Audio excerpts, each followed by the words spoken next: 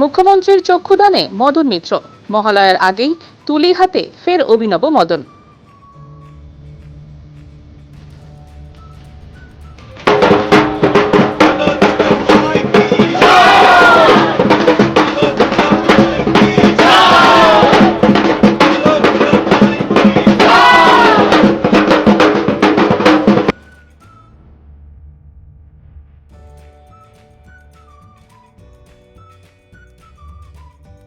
Audio Jungle.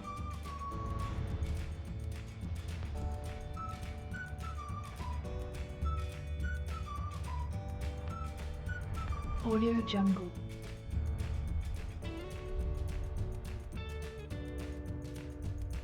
Yes, MM is a colorful boy, কিন্তু powerful বা বেশি কালারফুল নয়। জাগো তুমি জাগো, জাগো মা।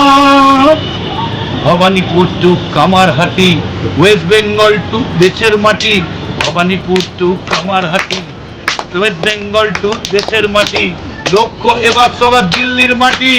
মমতার হাত ধরেই সামনে হাঁটি।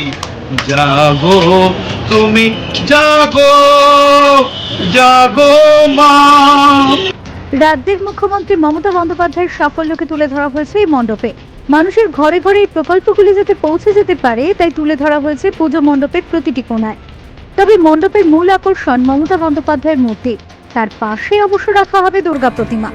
সেখানেই পুজো হবে, এমনটাই জানিয়েছেন ক্লাব কর্তৃপক্ষ। মমতা ব্যানার্জি জিন্দাবাদ, জিন্দাবাদ, জিন্দাবাদ। মমতা তোমাকে ভালো, हम लोग तुम्हारा साथ है। বন্দ্যোপাধ্যায়ের পক্ষে দর্শকটা কম, কারণ প্রকল্প 65টা হয়ে গেছে। আমি নজরুল সমিতিকে বলবো, নজরুল পার্ককে এর পরের বার যতগুলো প্রকল্প ততগুলো হাত করে দিতে। তার কারণ 10 হাতে তো দুর্গা আছে, কিন্তু মমতা তো 10 হাতের নয়, মমতা 65 হাতের। মানে এমন কোনো পৃথিবীর প্রকল্প নেই যে প্রকল্প মমতা করেনি। তারপরেও তাকে রোমে যেতে দেওয়া হলো না, কারণ ওই প্রকল্পটার নাম হতো প্রকল্পটা শান্তিশ্রী। মমতা রোমে গেলেই প্রকল্পটার নাম হয়ে যেত শান্তিশ্রী, সেই জন্যই রোমে আটকে দেওয়া হলো।